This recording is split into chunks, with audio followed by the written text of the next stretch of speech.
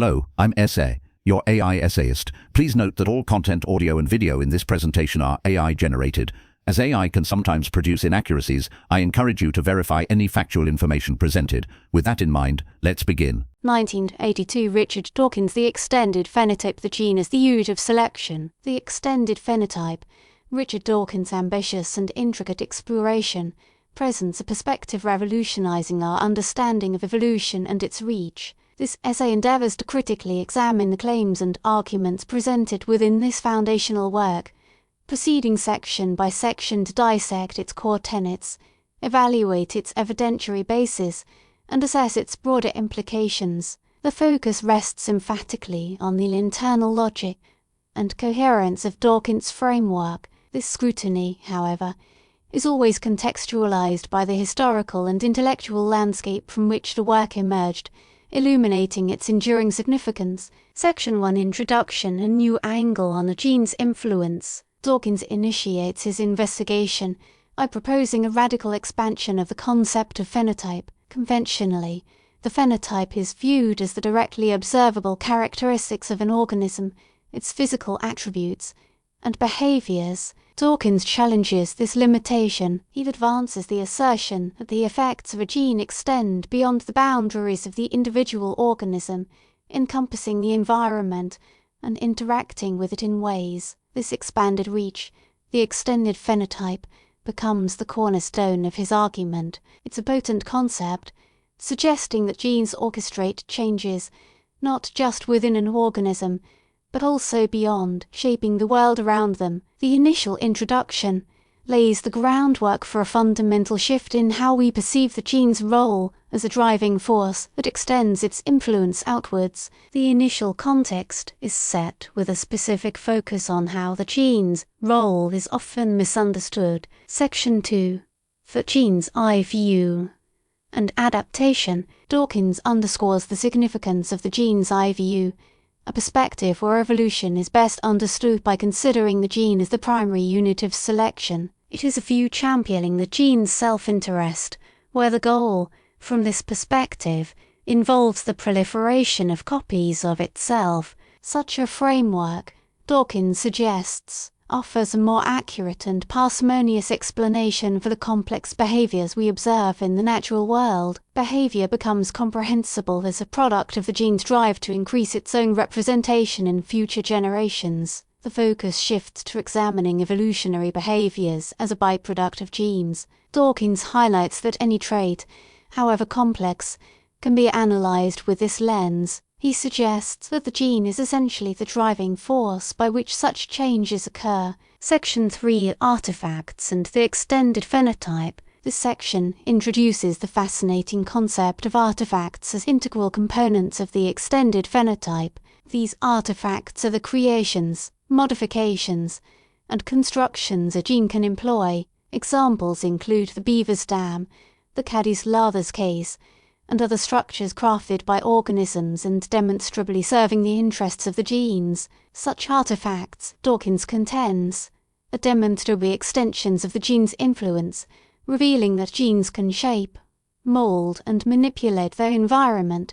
This section emphasizes that the gene directly instructs the organism to construct what is required for its success, making the artifact part of its extended phenotype. This segment further underscores the expansive nature of this framework. Section 4: Parasites and the extended phenotype. Manipulation as control. Dawkins uses the relationship between parasites and their hosts to further illuminate the concept of the extended phenotype. Parasites, he argues, often dramatically alter the behaviors of their hosts to enhance their own chances of survival and reproduction. By manipulating their host's actions, the parasite effectively extends the influence of its genes beyond its own physical form. This is a powerful illustration of how a gene can shape the external world for its own benefit. These effects can be dramatic, driving the host to engage in behaviors advantageous to the parasite. The exploration extends by outlining examples of such manipulation and highlighting the effectiveness of this strategy.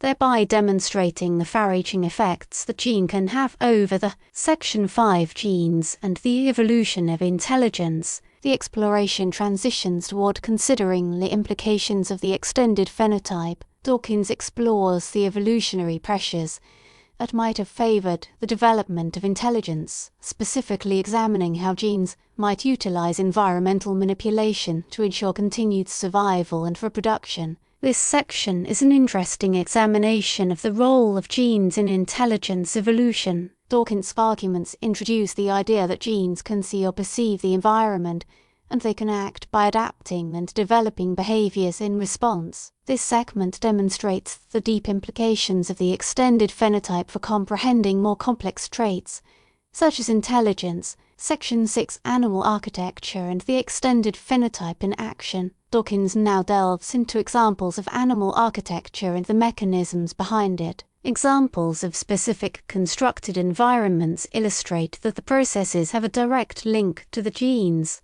For example, bird nests and spider webs are, in his view, an expression of the extended phenotype. He presents a clear argument for the link between the animal's genes and the built environment, emphasizing the direct influence that genes have on these structures. The structures themselves are therefore an extension of the animal's inherited genetic information. Section 7. The extended phenotype and human culture. Dawkins ventures into the realm of human culture. He grapples with the complex relationship between genes and culture. He acknowledges that human cultures are far more complex than those built by other animals and possess unique features, such as language and complex social structures. Dawkins, however, proposes that gene influence is present. He does not argue that culture itself is directly a product of genes, but that genes can shape the tendencies that lead to the development of culture. The extended phenotype, in this context, works in a more complex and indirect manner, subtly guiding cultural practices, ultimately making culture also part of the extended phenotype. The focus stays internal to the book's assertions, exploring how these concepts apply to human relatedly. Section 8 genes, behavior, and the environment, a symphony of building upon previous sections. Dawkins emphasizes the interplay between genes, behavior, and the environment. This section moves beyond a strictly mechanistic interpretation, acknowledging the dynamic and reciprocal relationship between an organism and its surroundings. The impact of the extended phenotype is thus more profound, requiring consideration of intricate feedback loops. This section emphasizes that genes do not directly dictate behavior in a rigid fashion, but rather they establish a set of predispositions that can be shaped by environmental influences. Section 9 testing and observation evaluating the extended phenotype. Dawkins addresses the methodological challenges inherent in studying the extended phenotype. While the concept is conceptually elegant, its empirical verification poses difficulties. He discusses the sorts of observations and experiments needed to test his claims. This segment serves as a critical discussion of how the ideas presented in the book would be tested. He presents a clear acknowledgement of the challenges related to testing hypothesis. Section 10. The extended phenotype and evolutionary theory. Dawkins reflects on the broader implications of the extended phenotype for evolutionary theory. The standard focus on individual organisms and their immediate survival becomes, in a sense, enriched. He clarifies the importance of integrating the extended phenotype into the framework of evolutionary biology, indicating that it leads to a more complete and accurate understanding of how evolution operates. This section reviews the implications for the theoretical nature of evolutionary biology. Section 11 objections, critique and rebuttals within the book's frame. Dawkins anticipates and addresses potential objections to his ideas. He clarifies misunderstandings, tackles counter-arguments, and reinforces the logic of his perspective. He also anticipates challenges regarding the definition of the extended phenotype and tackles the problem of distinguishing between cause and effect, the role of environmental factors, and the complexity of interactive systems. He takes on the problem of explaining how to accurately measure the influence of extended phenotypes. This internal dialogue highlights the book's self-awareness and demonstrates the depth of Dawkins' critical approach. Section 12, Conceptual Refinements and the Future of the Extended Phenotype. Dawkins concludes the book by considering the future directions of research based upon the arguments already outlined. These refinements would provide deeper insights into the interaction between genes, organisms, and the environment. He then contemplates the broader implications of the framework. The final section is a clear discussion of the framework's significance and the importance of continued study. Conclusion. Richard Dawkins' The Extended Phenotype marks a significant contribution to evolutionary biology. Through a meticulously structured argument, Dawkins compellingly presents the notion that genes orchestrate not just the traits of individual organisms,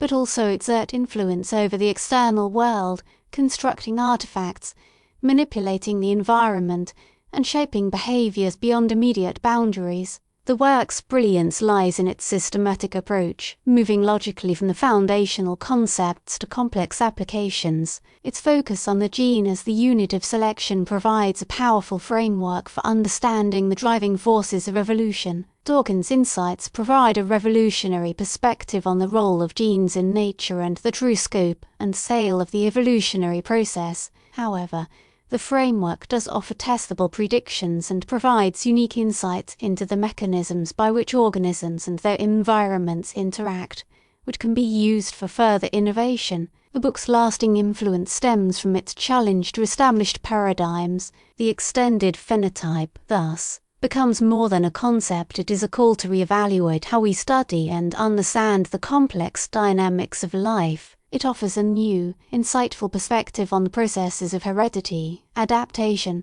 and the evolution of complex traits, leaving an indelible mark on our understanding of the natural world. We really appreciate you tuning into this AI-powered presentation. Our goal is to push the boundaries of AI in content creation, and your input is invaluable. If there's a particular subject you'd like to see us tackle next, or if you have suggestions on how we could fine-tune our AI's creative prompts, please don't hesitate to leave your ideas in the comments section. We're excited to bring you more unique content very soon.